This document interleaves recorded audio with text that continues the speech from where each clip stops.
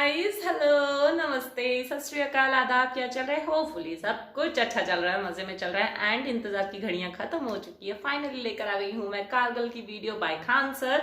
And ये video मैं आगे बढ़ने से पहले फटाफट बोलूंगी बिकॉज वीडियो ऑलरेडी आधे घंटे की है।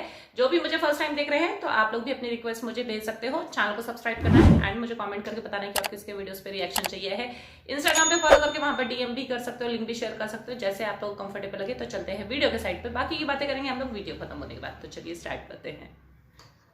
इस वीडियो में हम कारगिल को कैसे जीता गया इसके बारे में डिटेल से समझेंगे कि क्या था थल सेना का विजय ऑपरेशन और वायु सेना का सफेद सागर ऑपरेशन और नौसेना का ऑपरेशन तलवार। इन तीनों ऑपरेशन के द्वारा किस तरह से पाकिस्तान को हर मोर्चे पर घेर लिया गया, जिस वजह से पाकिस्तान पूरी तरह पीछे हटने से मजबूर हो गया। 1998 में परमाणु बम के सफल परीक्षण के बाद भारत और पाकिस्तान दोनों ही एक परमाणु संपन्न देश थे। दो परमाणु संपन्न देशों के बीच यदि युद्ध होता है तो ये काफी घातक हो सकते हैं। इसलिए इसको समझते हुए और काफी दूरदर्शी सोच रखने वाले हमारे प्रधानमंत्री अटल बिहारी वाजपेयी 21 फरवरी 1999 को बस द्वारा दिल्ली से लाहौर के लिए रवाना हुए और एक लाहौर समझौते पर हस्ताक्षर हुआ 21 फरवरी 1999 को। और जब अटल बिहारी वाजपेयी लाहौर में बस से उतरे तो बहुत ही गर्मजोशी से उनका स्वागत किया गया। दोनों देशों ने कहा कि अतीत में हम लोग जितने भी युद्ध किए हैं उसे भुलाकर हम सब अब एक सह अस्तित्व पे आगे बढ़ेंगे और हम बहुत ही जल्दी मिल बैठकर कश्मीर मुद्दे को सॉल्व कर लेंगे, इसमें बिना किसी देश को इंटरफेयर किए।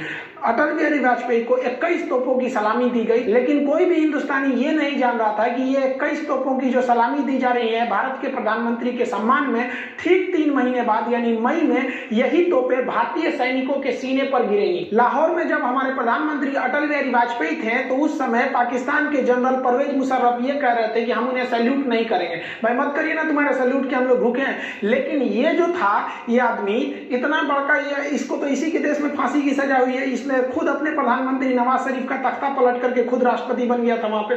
तो ये इसने क्या किया, एक प्लान बनाया, ऑपरेशन बद्र, अल बद्र प्लान बनाया और इसमें ना कई जनरल थे, 4-5 लोग, यही लोग मेन थे। इनमें सबसे महत्वपूर्ण जो थे वो तो एकदम ये तो था ही भाई, ये जनरल ही थे परवेज मुशर्रफ। और यहाँ पे चीफ ऑफ जो जनरल स्टाफ थे अजीज खान और यहाँ मेजर जनरल जावेद हसन। ऐसा कहा जाता है कि पूरा जावेद हसन ने ही रूपरेखा तैयार किया था, हालांकि इतने लोगों का योगदान था कारगिल में। ये लोग चाहते थे कि जो शिमला एग्रीमेंट के बाद ये हुआ था, हम लोग में एक आपसी सहमति थी कि करगिल का जो एरिया है वहां टेम्परेचर -30 -40 चला जाता है, इतना ठंड हो जाता है। तो हम लोग क्या करते थे, अक्टूबर के बाद हम भी अपनी पोस्ट बंकर को छोड़ के चले जाते थे और पाकिस्तान भी चला जाता था। फिर हम लोग जाते थे मई जून के महीने में। तो पाकिस्तान ने प्लान बनाया कि 1999 में हम क्या करेंगे, अपनी जो जैसे भारत पीछे हटेगा, पाकिस्तान ने कहा कि हम लोग तो पीछे नहीं हटेंगे और उल्टे अपनी फौज भेज देंगे, उन बंकरों में घुसा देंगे जो भारत खाली करके गया है और उन्हें हम क्या करेंगे, पूरी हथियार सप्लाई A to Z दे देंगे। ये ऑपरेशन अल बद्र में चल रहा था। इसको आप मैप से समझिए ध्यान से। ये जो आप लाइनिंग देख रहे हैं ये आपका एक्चुअली POK है, पाक ऑक्युपाइड कश्मीर। पाक ऑक्युपाइड कश्मीर का ये जो एरिया है, यहाँ से हम लोग, ये जिला जो आता है वो कारगिल जिला आता है। एक्चुअली लड़ाई जो थी वो कारगिल जिले में थी, वो 4 सेक्टर में थी। उसको एक्चुअली जिला कारगिल होने की वजह से उसका नाम कारगिल दे दिया। देखिए ये लाइन ऑफ कंट्रोल जो है, यहाँ से श्रीनगर से लेह तक एक सड़क जाता है 1A, नेशनल हाईवे 1A। अब पाकिस्तान का जो प्लानिंग क्या था कि ये हाईवे को हमको कैसे भी काट देना है। ये हाईवे काटने का 2 मकसद था। एक हाईवे को यहाँ से काट दीजिए और एक ये एरिया से, ताकि यहाँ से कोई सियाचिन में ना जा सके।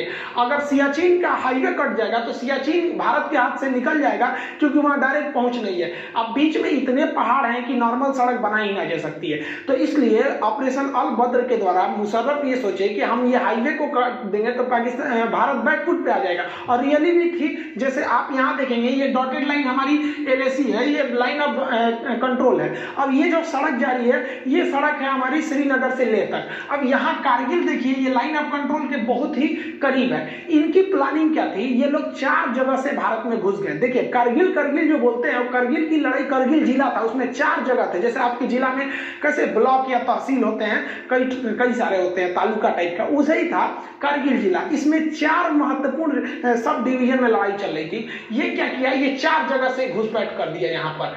4 एरिया से घुसपैठ किया। सबसे पहला जो एरिया था मॉस्को एरिया था, ये मॉस्को एरिया में घुसपैठ कर दिया। उसके बाद जो एरिया था वो द्रास का एरिया था। सबसे भीषण जो लड़ाई हुई थी वो द्रास में हुई थी। इसी में तोलोलिंग, टाइगर हिल और .5140 इसमें सब आते थे सब ये। तो ये वाला एरिया हो गया द्रास, और इसके बाद ये वाला एरिया हो गया काक्सर। काक्सर का एरिया जो था वो एक्चुअली बैकअप के लिए इन लोगों ने यूज किया था। और काक्सर के बाद ये बटालिक एरिया, बटालिक सबसे लास्ट में था। अब आप बताइए बटालिक क्यों किया गया था? क्योंकि बटालिक पे अगर कब्जा हो जाएगा तो हम सियाचिन नहीं जा पाएंगे।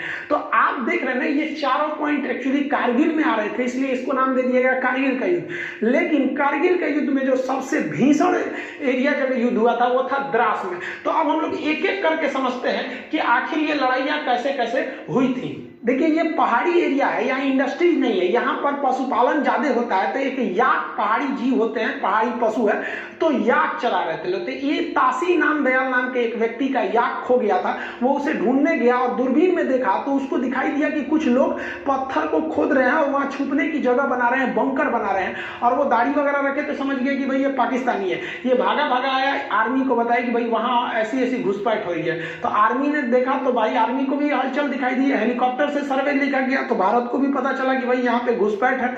तो इसके लिए पेट्रोलिंग पार्टी, पेट्रोलिंग मतलब होता है जांच के लिए, पेट्रोलिंग पार्टी भेजी गई 5 मई को। 5 मई को भेजा गया पेट्रोलिंग पार्टी में 4 से 5 जवानों को वहां पर घुसपैठी। ये चारों से एक्चुअली पहाड़ पे आप चढ़ रहे होते हैं, वहां पहले से वो छुप के बैठे होते हैं, तो वो आराम से आपके ऊपर शूट कर सकते हैं। हमारे सैनिकों को उन लोगों ने मार दिया, हमारे सैनिक शहीद हो गए। इसके बाद जो हुआ वो एकदम भयानक हो गया।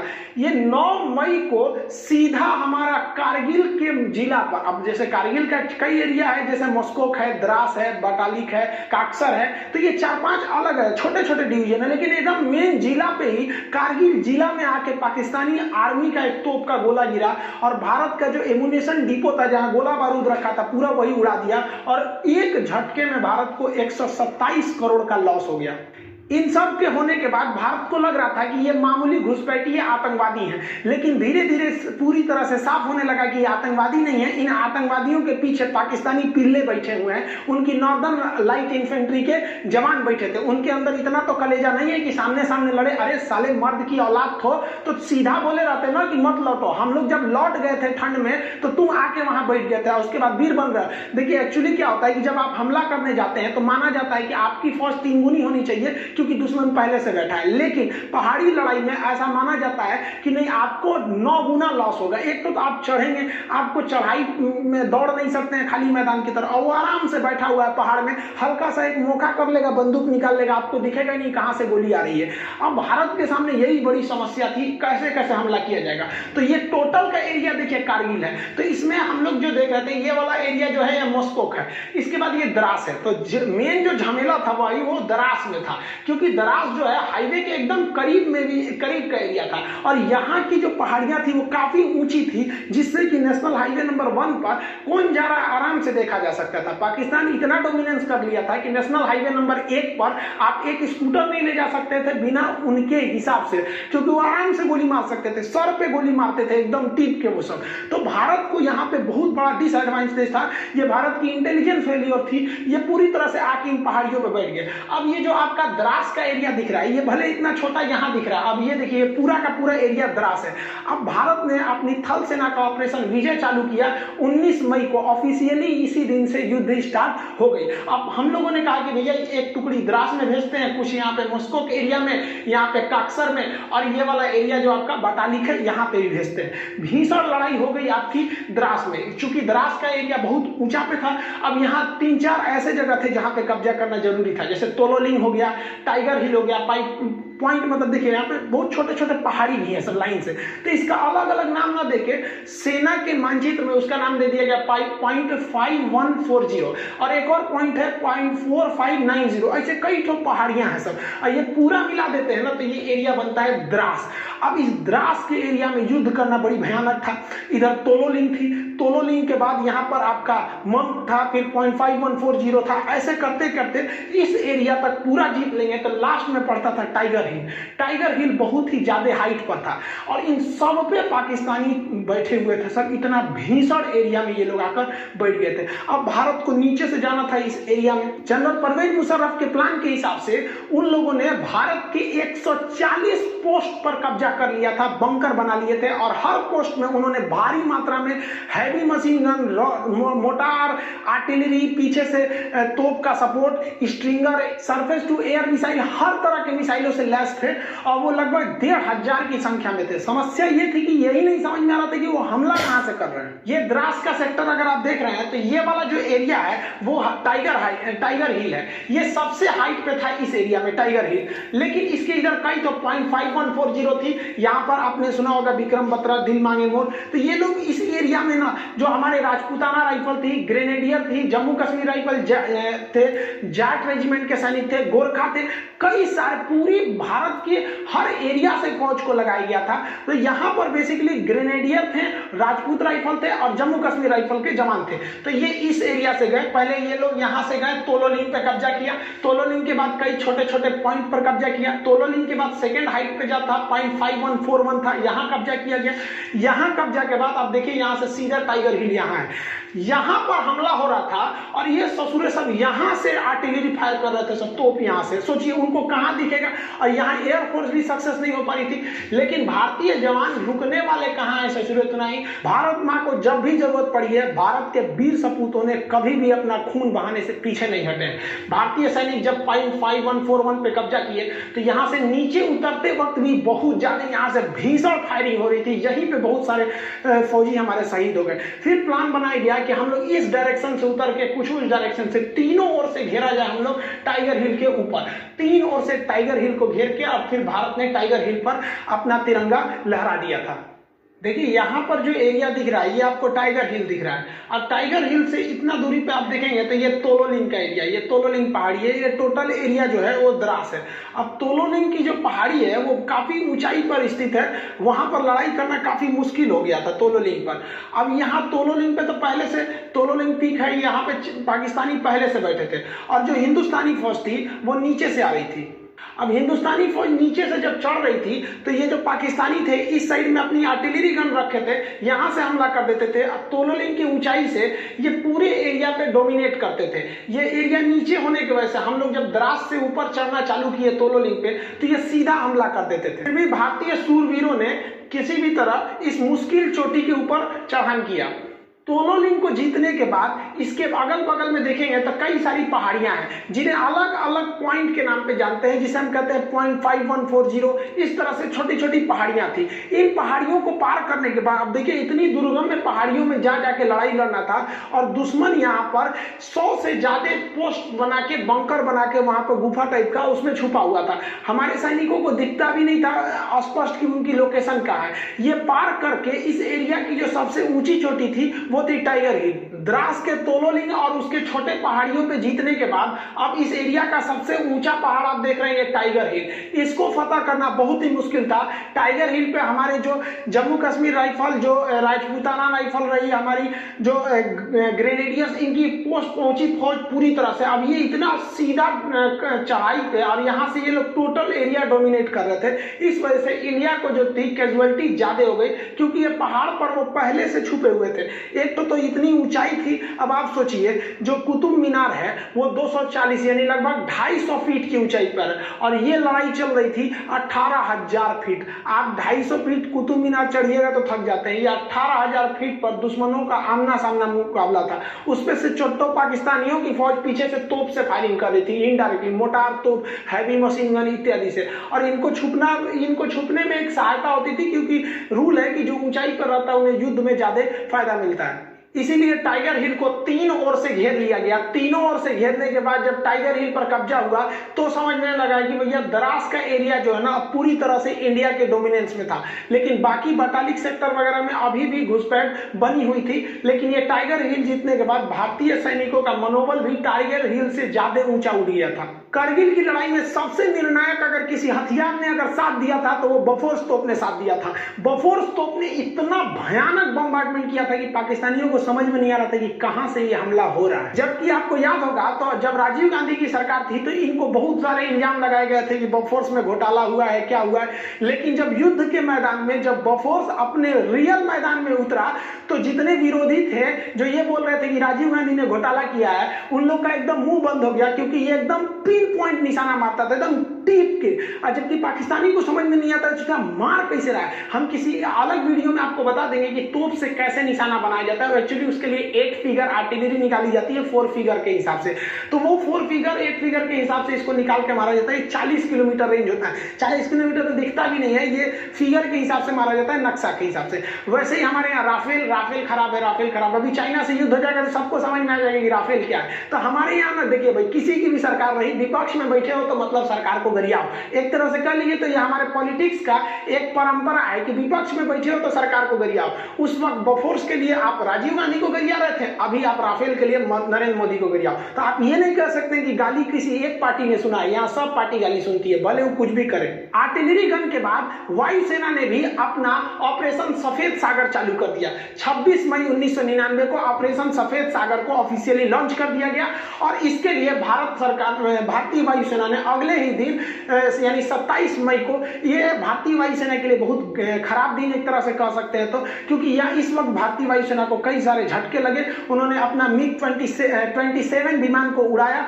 जो वहां पे पहाड़ी क्षेत्र में गया और इसमें टेक्निकली खराबी आ गई थी। ये हालांकि पाकिस्तानी कहते हैं कि उन्हें मारकर गिरा दिया गया, तो टेक्निकली खराबी आने की वजह से इसके जो पायलट थे नचिकेता, वो क्या किए, पैराशूट से ड्रॉप किए, और गलती से उनका पैराशूट जो है लाइन ऑफ कंट्रोल के उस साइड गिर गया, पाकिस्तान साइड में। बाद में पाकिस्तान ने भारत के दबाव में लौटा दिया, जैसे अभिनंदन जी के साथ मामला हुआ था। लेकिन तब तक ये तो बात का मैटर है कि जब लौटाया था, लेकिन उस वक्त तो किसी को पता ही नहीं चल रही थी 27 मई को कि कहां गए, इनका कोई रडार से सिग्नल भी गायब हो गया था। तो इनके पीछे निकले थे मिग 21 लेके अजय अहलुवालिया साहब गए थे सर्च करने के लिए। तो ये काफी लो हाइट से उड़ान भर रहे थे, क्योंकि इनको खोजना था अपने साथी नचिकेता का विमान। लेकिन इन्हीं पर तुरंत पाकिस्तानियों ने स्टिंगर मिसाइल से हमला कर दिया। अब सोचिए, किसी आतंकवादी के पास मिसाइल होता है, स्टिंगर मिसाइल। ये चोट्टा पाकिस्तानी था, दुनिया में कह रहा है कि मतलब हमारी फौज नहीं है। अरे हिजड़ो कहीं के, तुम्हारी फौज नहीं है। एक तो लड़का हमारे वीडियो पे कमेंट किया कि दुनिया का सबसे बड़ा आतंकवादी देश भारत है। ये सोचना पाकिस्तानी ऐसा कमेंट करता, हमको तो हंसी ही नहीं छूट कर, हम रिप्लाई कौन जी करे, चोट्टा कहीं का, तू सबसे बड़का है, हम लोग को बोल रहा है। तो आतंकवादियों ने अजय अहलुवालिया के विमान पर स्टिंगर मिसाइल से हमला कर दिया। स्टिंगर मिसाइल से जब हमला किया तो ये इन्होंने सीट एजेक्शन का बटन दबाया। इसके बाद सीट इजेक्शन हो जाता है, हम राफेल के वीडियो में आपको सब समझा दिए थे। और उसके बाद जब ये पैराशूट से नीचे उतरे तो ये पाकिस्तानियों ने हैवी मशीन गन से फायरिंग किया। आसमान से अजय अहलुवालिया के शरीर के टुकड़े गिर रहे थे, वहां पर एकदम निर्मम हत्या कर दी गई। ये वायुसेना का एक बहुत बड़ा, कह लीजिए तो एक काला दिन था। वायुसेना ने सोची कि हम अपने हेलीकॉप्टरों का प्रयोग करेंगे, क्योंकि फाइटर जो होते हैं बहुत तेज रफ्तार से निकल जाते हैं, दुश्मन कहां छुपा है पता ही नहीं चलता है। और हेलीकॉप्टर जो होते हैं वो थोड़े धीरे स्पीड से होते हैं और एक जगह रुक भी सकते हैं। लेकिन भारत के साथ समस्या क्या था, जो उसके Mi-24 या Mi-35 जैसे भीषण लड़ाकू हेलीकॉप्टर थे, ये सब के पास जो लड़ाकू हेलीकॉप्टर थे, ये इनके पास हथियार ज्यादा होता है, लेकिन इनकी लोड इतने भयानक थी कि ये उतना हाइट पर उड़ नहीं सकते हैं। ये केवल 10,000 फीट की ऊंचाई पर ये उड़ सकते हैं। लेकिन वहां तो लड़ाई हो रही थी 18,000 फीट की ऊंचाई पर। सोचिए 18,000 फीट, कुतुब मीनार 250 फीट की ऊंचाई पर, वो 18,000 फीट की ऊंचाई पर। अब क्या किया जाए, तो भारत ने अपना Mi-70 जो हेलीकॉप्टर था, जो सवारी ले जाने वाला हेलीकॉप्टर था, जिसमें कोई भी मिसाइल नहीं लोड किया जा सकता है, तो भारतीय वायुसेना के इंजीनियरों ने इसमें क्या किया, अलग से मिसाइल ले जाने के लिए पॉट जोड़ दिया। आप यहां देखिए, इसमें कोई पॉट नहीं है, लेकिन यही हेलीकॉप्टर में यहां पे आपको रॉकेट ले जाने के लिए पॉट जोड़ दिया गया। लेकिन इसमें एक खराबी थी, जो हमारे 4 Mi हेलीकॉप्टर थे, इसके पास आती हुई मिसाइलों का, क्योंकि पहले जो 2 विमान थे उन पर तो मिसाइल अटैक हो गया था, स्टिंगर मिसाइल कंधे पे रख के मार दिया जाता है। तो ये लोग स्टिंगर मिसाइल से बचने के लिए एक फ्लेयर का प्रयोग करते हैं। वो आग का गोला होता है। एक्चुअली स्टिंगर मिसाइल जो होती है वो गर्मी को सूंघ के आती है, तो गर्मी को सूंघ के आती है तो ये क्या करते हैं, जब इनको पता चल जाता है कि हमारे ऊपर स्टिंगर मिसाइल आ रही है तो वो आग का गोला फेंकने लगते हैं, जिसका जो इंफ्रारेड को मिसाइलों को अपनी ओर खींच लेता है, ये बच के निकल जाते हैं। तो भारत के जो हेलीकॉप्टर थे 4 में से तीसरा जो हेलीकॉप्टर था उसमें ये फ्लेयर वाला सिस्टम था वो नहीं लगाया गया था, और यही खतरा हो भी गया। हमारा पहला हेलीकॉप्टर बम बरसा के आ गया, फ्लेयर से बच गया, दूसरा भी फ्लेयर छोड़ के बच गया, बम बरसाया, लेकिन तीसरा जो जहाज था वो भीषण हमला किया और उसके पास फ्लेयर भी नहीं था, लेकिन इतने हमारे वायुसेना के पायलट बहादुर कि वो नीचे जहाज को लगाया, एकदम एक्यूरेट हमला किया। लेकिन उसी बीच क्या हुआ, जो स्टिंगर मिसाइल थी वो तीसरे हेलीकॉप्टर को हिट कर गया। पीछे से आ रहा चौथा हेलीकॉप्टर जो वो एरिया था पाकिस्तानियों का बंकर को ध्वस्त कर दिया, लेकिन हम लोगों ने फिर अपना एक हेलीकॉप्टर खो दिया और उसमें हमारे बैठे जवान को हमारे जो जवान थे वो भी शहीद हो गए। भारत ने अपनी स्ट्रेटजी को पूरी तरह से चेंज कर दिया। भारत ने अपना फ्रांस निर्मित जहाज को लगाया जिसका नाम था मिराज 2000। एक्चुअली पाकिस्तान इस जहाज को खरीदने से इनकार कर दिया था, कहा था कि भैया बहुत बड़ा साइज का जहाज, हम इसको नहीं लेंगे, और भारत सरकार ने इस मिराज जहाज को वायुसेना ने लगाया। ये मिराज जहाज जो लेजर गाइडेड बम से हमला करते थे, तो ये सबसे बड़ा, आप कहिए तो वायुसेना का जो ऑपरेशन सफेद सागर था उसमें सबसे निर्णायक भूमिका मिराज 2000 लगाया। ये तो पाकिस्तान में घुस के पाकिस्तानियों का बलात्कार कर दिया, ऊपर से ही मारा, इतना हमला किया कि कमर टूट गई कारगिल की लड़ाई में। कह रहे थे कि बहुत बड़ा का साइज है, बहुत बड़ा का साइज है तो बढ़िया से तो धोबो किया है। और अभी याद रखो इसका बाप आ रहा है, बाप इसी का मिराज 2000 का राफेल पुरान हो गया, तगड़ा अभी और है। लेकिन वायुसेना को एक बात का और डर था कि 1965 की लड़ाई में हम लोगों ने एक छोटा सा हमला किया था जिसके बदले में पाकिस्तानी वायुसेना ने भीषण हमला कर दिया। इस बार उनके हमले से डर नहीं था। एक्चुअली दिक्कत क्या था कि पाकिस्तानी घुसपैठिए जो थे, उनकी नॉर्मल लाइट इन्फेंट्री के जो जवान थे वो घुस चुके थे पूरी हथियार को लेकर, और हम लोग को दिख भी नहीं रहा था। और अगर वायुसेना भारत की या पाकिस्तान की दोनों घुस जाएगी तो इसमें सबसे बड़ा फायदा क्या होगा, नीचे के घुसपैठियों को, क्योंकि हमारे जो जवान चढ़ रहे थे उनको तो ये पाकिस्तानी घुसपैठी मार ही रहे थे आराम से, ऊपर से उनकी वायुसेना भी मारने लगती थी। लेकिन इसीलिए भारतीय वायुसेना ने श्रीनगर एयरबेस, पठानकोट एयरबेस से अपने जो जितने भी घातक जो इंटरसेप्टर जहाज थे MiG-29 इसको तैनात रखा था कि अगर पाकिस्तानी वायुसेना आएगी तो तुम उससे जाके लड़ जाना, कारगिल के एरिया में घुसने ही मत देना। इसी बीच सबसे भीषण घटना हुई थी भाई 24 जून 1999 को। हमारे 2 जगुआर जहाज जो थे वो रेकी पे निकले हुए थे। इसी जहाजों ने क्या किया, उनको लगा नीचे एक तो गुलटेरी जगह था, इन जहाजों को लगा कि भाई नीचे काफी ज्यादा फौज है और वो नीचे काफी फौज का जमावड़ा था। तो जो आगे का पायलट थे वो काफी यंग थे, जो पीछे बैठे थे उनका नाम था, पायलट का नाम AK सिन्हा। तो AK सिंह जो थे ये थोड़े सीनियर पायलट थे। तो ये आगे वाला जो पायलट था वो गुलटेरी में जो फौज खड़ी थी उनका बहुत बड़ा कैंप था, नीचे पाकिस्तानी बहुत बड़ी फौज में खड़े थे, उन पर मिसाइल लॉक कर लिया। और आपको हम वीडियो में बता चुके हैं राफेल वाले में कि एक बार मिसाइल लॉक हो गया तो आप बच नहीं सकते, वो मिसाइलें खोज के मार देगी आपको। तो ये ग्राउंड पे एकदम लॉक कर लिया और इन्होंने पूछा अपने सीनियर से कि हमने लॉक कर लिया है बहुत बड़े एक अड्डा को, क्या हम इसे उड़ाने जा रहे हैं। तो उन्होंने कहा कि रुक जा, एक बात बता, तुम उस साइड पाकिस्तान में घुस गए हो कि इंडिया में ही हो।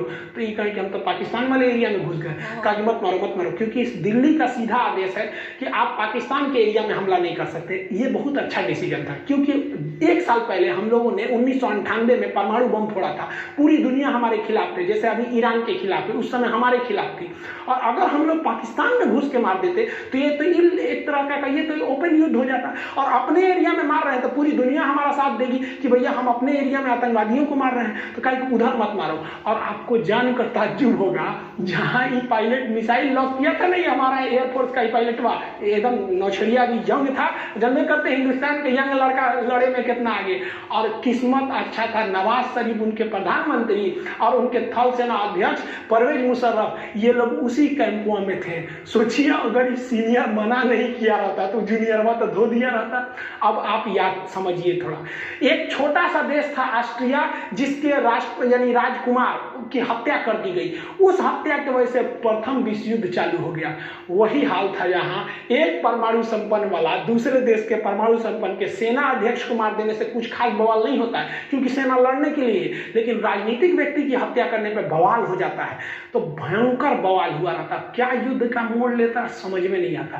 तो ये बहुत अच्छा हुआ। एक तरह से हम तो करते थे कि मारिए दिया रहता तो हो जाता, क्या हो जाता भाई, ज्यादा से ज्यादा और युद्ध लड़ते, नहीं लड़े हैं 71 में, 65 में, 84 में, एगो और लड़ते से क्या कर लेता पाकिस्तान। यहाँ पे ऊंट के मुतने से रेगिस्तान में बाढ़ थोड़े आता है, क्या कर लेंगे, इनके औकाते कितना है। ये सब तो चल ही रहा था, नेवी ने और अत्याचार कर दिया। नेवी ने अपना ऑपरेशन तलवार चालू कर दिया। ऑपरेशन तलवार के तहत भारतीय नेवी ने पाकिस्तान की ओर एंट्री मार दी, और यहाँ पर जो हमारे वेस्टर्न नेवल कमांड था और साउदर्न नेवल कमांड था, ये भी घुस गया अरब सागर में, और अरब सागर में घुसकर पाकिस्तान का पूरी तरह से नेवल ब्लॉकेज लगा दिया।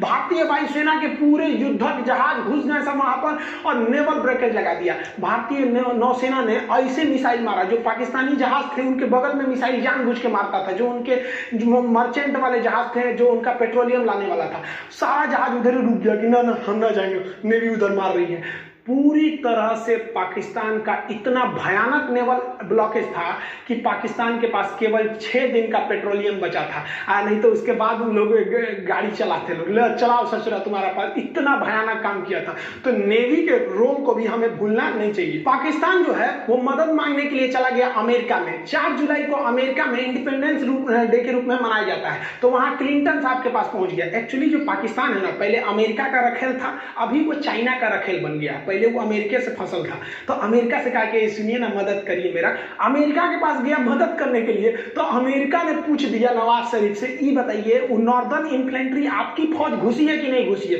कहा कि हमरे फौज घुसी है, और ये चोट्टा घुसा दिया बिना हमरे बताइए।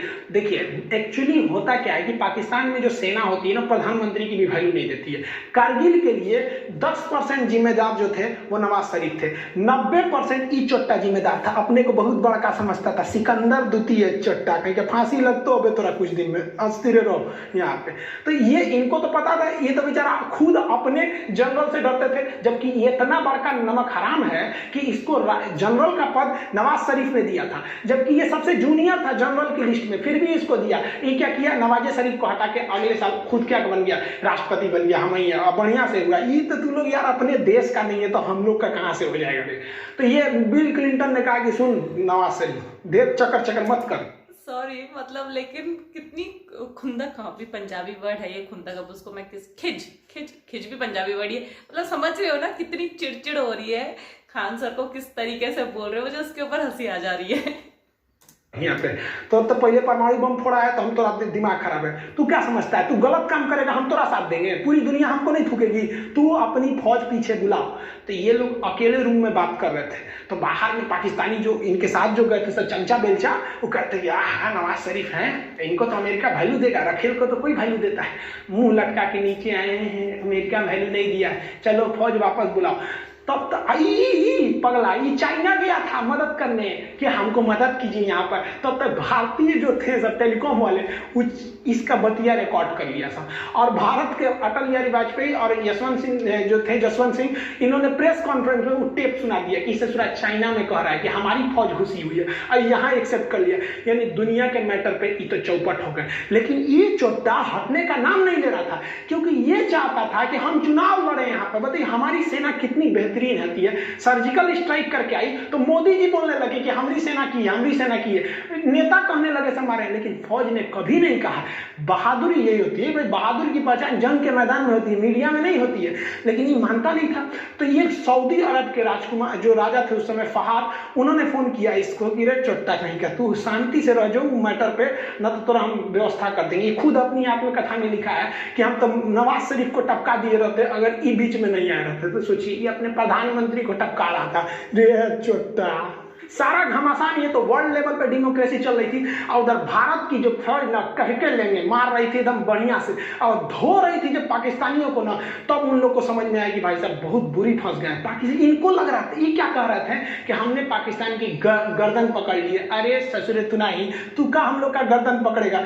बड़ी एक गनीमत मनाओ ना कि जितना हरामीपन तुम लोग करते हो ना, अगर भारत ने एक बार हरामीपन किया ना तो तुम लोग इतिहास में पढ़े जाओगे। एक देश हुआ करता था पाकिस्तान नाम था।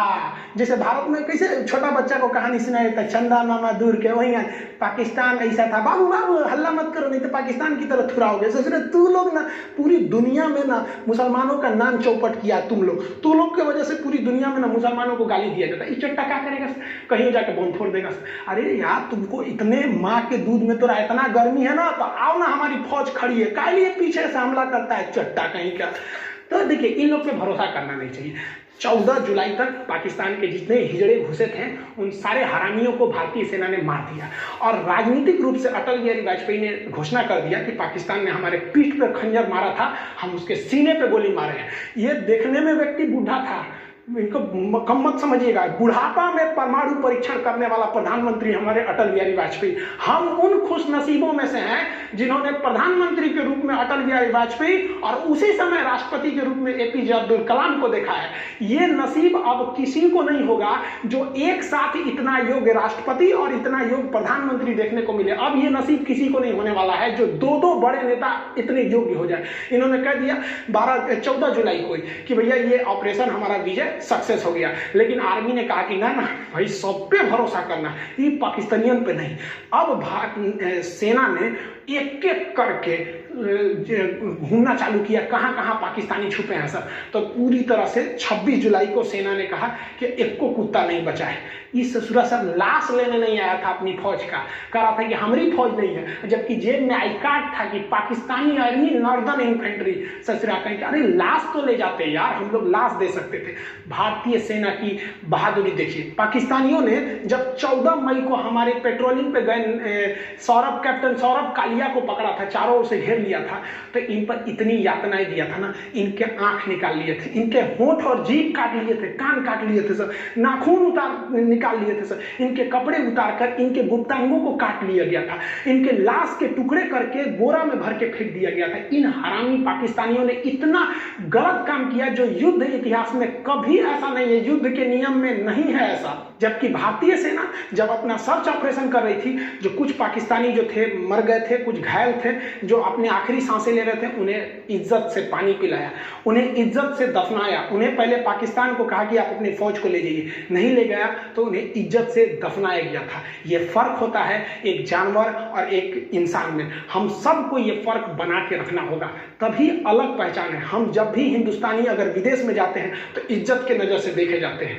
और ये पाकिस्तानी जब भी जाएंगे सबके नजर से देखा जाएगा। 4 बार सिक्योरिटी जांच होगा कि चोट्टा बम लेके तो नहीं आया। ये इंसानियत बरकरार रहना है। दुश्मनी की आड़ में हमें पाकिस्तान से बेहतर बनना है, न कि पाकिस्तान से खराब बनना है। ये इंसानियत हमारी सेना की बरकरार रहनी चाहिए, जो उनके अंदर कूट कूट के भरा है। इस लड़ाई में घाटा क्या हुआ? पाकिस्तान के कई सैनिक मारे गए, अमेरिका से उनका रिश्ता खराब हुआ, पूरी दुनिया का पाकिस्तान के ऊपर से फेथ खत्म हुआ, पूरी दुनिया को लग गया कि ये जम्मू कश्मीर और सियाचिन पर रास्ता रोकना चाहते थे, तो क्या रोकेगा हम लोग का? इन लोग की डिप्लोमेसी फेलियर हो गई, और सबसे बड़ा जो घाटा लगा इन लोग को, वो इनके आर्मी में कोऑर्डिनेशन ही नहीं था। इनके वायुसेना को पता ही नहीं था, नौसेना को पता नहीं था कि कारगिल में युद्ध होने वाला है। ये तो सोच रहा है बस इसका मन बढ़ ही था, ये कर दिया। लेकिन भारत की अगर बात करेंगे तो भारत के साथ भी कई समस्याएं थी। पहला कि भारत के लिए वेदर एकदम खराब था, मौसम पूरी तरह खराब था, हाइट इतनी ज्यादा थी कि हम लोग हाइट पे चढ़ रहे थे तो हाइट की वजह से प्रॉब्लम हम लोग को फेस हो रहा था युद्ध के वक्त में, और ऑक्सीजन वहां कम हो जा रहा था, और हम लोग तो रेडी ही नहीं थे लड़ाई के लिए। और अचानक हो गया, कौन रेडी रहेगा भैया? फरवरी में हम लोग मिलने गए, हमारे राष्ट्रपति हमारे अटल बिहारी वाजपेयी वहां जाके प्रधानमंत्री से गले मिलने, हमको क्या पता तुम खंजर घोंप देगा यहाँ पे। और जो हमारे लिए सबसे बड़ा फेलियर है, हम तो कहते हैं कि पाकिस्तानी की आर्मी जिम्मेदार है, लेकिन हमारे देश के इंटेलिजेंस भी जिम्मेदार है। तुम जासूस किस काम का रहे कि तुमको ये पता नहीं चल रहा है कि पाकिस्तान की हजारों फौज घुस गई, वो आर्टिलरी लेके चले आए, एमुनेशन लेके चले आए, मिसाइल लेके घुस गए, हमारी फौज चुपचाप मुंह देख रही है। हमारी फौज तो बहादुरी से लड़ी, जो जासूस थे सब, इंटेलिजेंस वो चोट्टे कहां मर गए थे सब। और ये हमेशा से यही होता है। 1962 की लड़ाई हम लोग को मुंह की खानी पड़ी यही जासूसों की वजह से। 1984 में ये सचुरे सियाचिन में घुस गए थे, फिर भी कुछ नहीं हुआ। अरे सब छोड़िए, 2008 में देखिए ना, मुंबई में जब हमला हुआ तो हमारे जासूसों को पता ही नहीं था कि इनका जिमल के साथ घुस गया, हमला कर दिया, चोट्टा सरकारी नौकरी लेना है, कोनो काम का नहीं है। सब अधिकारी इनको ले आके, हम तो रहते ना वहां पे, हमारे पास पावर रहता ना, हम तो जितने अधिकारी है ना सोच रहे दुश्मन को जिस तरह से पाकिस्तानियों को भूने थे उस तरह भून देते सर। तुम क्या कर रहा है? क्योंकि हम युद्ध जीत सकते हैं। हमारे इतिहास में एक और शौर्य गाथा लिखी जा सकती है, लेकिन उन माओ की गोद जो सुनी हो गई करगिल की लड़ाई में, उन्हें हम कभी नहीं लौटा सकते उन चोट्टे जासूस इंटेलिजेंस वालों की वजह से। बस नौकरी हो गया ना, सरकारी नौकरी, अब कौन जरूरत है जासूसी करने का? मेहरारू संगे घूमो, हम लोग हाँ कैसी हो देश भाड़ में जाए। आज के वक्त में देखेंगे तो काफी तकलीफ होता है। आप कभी फौज में जाइएगा ना, वहां पर जो हिंदू, मुस्लिम, सिख, ईसाई, इनके जो पूजा स्थल होते हैं ना, एक पास होते हैं। वहीं पर आपको नमाज पढ़ना है, उसी के बगल में पूजा करना है, वहीं पे गुरुद्वारा में जाना है, एक ही होता है कैंपस, उसी में सब होता है। और यहाँ हम लोग मरे जाते हैं, तुम हिंदू, तुम मुस्लिम, तो ये अरे यार क्या करें? तो कुछ तो सिखों से सीखना चाहिए यार। ये they are born for others, ये दूसरों के लिए जन्म, इतनी सेवा करते हैं ये समाज की जिसका कोई हद नहीं। काफी तकलीफ होता है जब इतनी बहादुरी से हमारे जो फौजी जो देश पे लड़ते हैं, हमारे देश के अंदर कुछ मामूली नेता के चक्कर में हम लोग आपस में लड़ लेते हैं। हम एक बात बताइए, मेरा ये वाला हाथ काटिए या ये हाथ काटिए, तकलीफ तो हमें होगी ना। तो हिंदुस्तान के किसी भी धर्म का व्यक्ति मरे, तकलीफ तो भारत माँ को होगी। हमें इस बार काफी तकलीफ हुआ। एक्चुअली हम 6 जुलाई को हम पटना गए हुए थे। तो जैसे पटना में एंट्री किए ना, तो वहाँ चेक पोस्ट चल रहा था, तो मेरी चेकिंग वगैरह थी, तो हमको भी चेकिंग हुआ, तो मेरा सब कुछ था, ड्राइविंग लाइसेंस वगैरह। एक फौजी भाई का कोई नॉर्मल सा कोई पेपर था जो छूट गया था, तो फौजी वो कह रहा था पुलिस वाले से कि मेरा केवल पेपर छूट गया है, आप हमको जाने दीजिए, हम यहीं के रहने वाले हैं। तो कह रहा कि नहीं जाने देंगे, फाइन भरो, ये करो। अब वो बहस थोड़ी करेगा वो लोग यहाँ, न तो एक झापड़ देगा तो सूझ जाएंगे ये लोग। लेकिन बेचारा उससे लिए हम कहेंगे सर हम आपको दे देते हैं। तो कहा कि देखो पैसे का प्रॉब्लम नहीं, तकलीफ इस बात की है कि हम अगर देश के लिए हम लोग लड़ लेते हैं और हमारा एक पेपर छूट गया तो ये आपको नियम कानून सिखा रहा है। अभी वो भाई ऐसा दे ही रहे थे ना फौजी, तब तक एक तो नेता विधायक का गाड़ी गया, वो रोका तो गरिया दिए रहे हमारा गाड़ी रोकेगा, चुपचाप सटक गए। यहाँ पे अजब हाल है यार। फौजियों के प्रति इज्जत रखनी चाहिए, कहीं पे भी उनके लिए इज्जत हमेशा रहनी चाहिए। एक आम नागरिक से ज्यादा उनकी इज्जत होनी चाहिए। जिस वक्त करगिल की लड़ाई हो रही थी, वो पहली लड़ाई थी जो हम लोग टीवी पे देखे थे। अटल बिहारी वाजपेयी ने बहुत अच्छा काम किया कि हमारे पूरे देश की जनसंख्या को युद्ध के माहौल को दिखा दिया, जिससे कि हम सब एक हो गए। उस वक्त से बरखा दत्त एक पत्रकार होती थी, अभी भी है वो काफी रिपोर्टिंग करती थी। हम लोग छोटे छोटे थे, तो हम लोग 15 अगस्त के दिन प्रोग्राम लिए थे, तो छोटे छोटे थे, तिरंगा लेके भाषण देने गए थे। हम अभी बच्चे हैं, दांत हमारे कच्चे हैं, हम भी लड़ने जाएंगे, सीने पे गोली खाएंगे, मर जाएंगे, मिट जाएंगे, भारत देश बचाएंगे। करगिल की लड़ाई को देख के हम लोग के मन में भी ना एक देशभक्ति का जुनून आ गया। ये सोच लिए कि हम भी जाएंगे तो फौज में ही जाएंगे।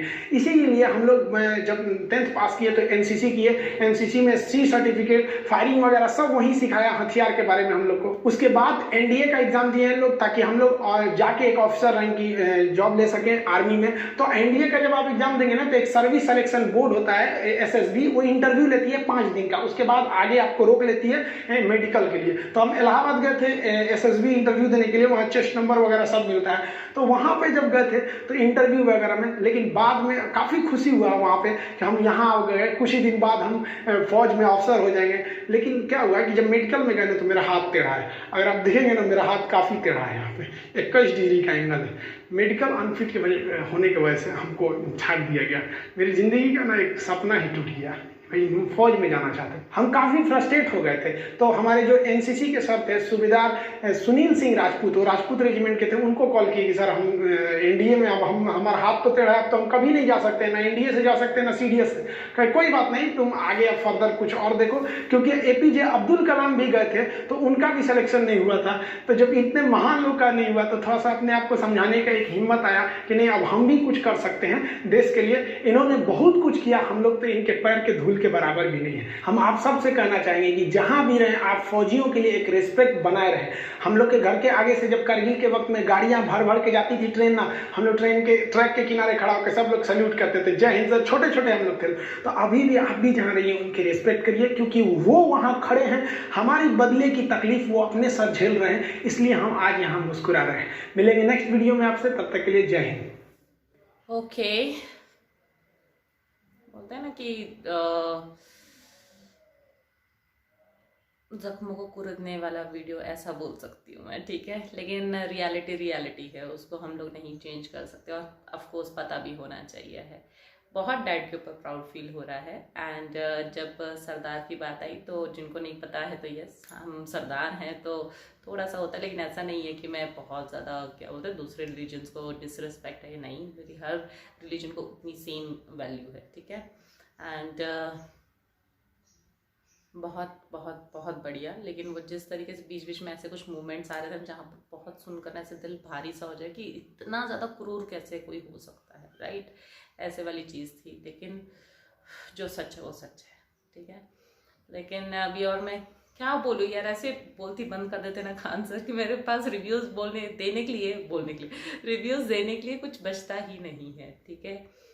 बहुत ही बढ़िया, बहुत ही बढ़िया, ठीक है। इवन अच्छा, ये एनसीसी की जब इन्होंने बात की ना, इवन मैं भी खुद आर्मी में जाना चाहती थी, डैड को देख देख के जोश चढ़ता था मुझे, तो मैंने भी एनसीसी की है, लेकिन उसके बाद में कुछ लाइफ ने इस तरीके से टर्न दिया कि वो नहीं हो पाया।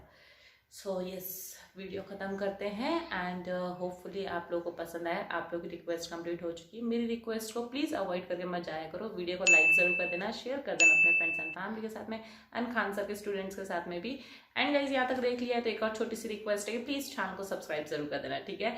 तो फिर मैं मिलती हूँ आप लोगों से अगले वीडियो में। तब तक खुद का ख्याल रखें, खुश रहें, and thank you, tata, bye bye.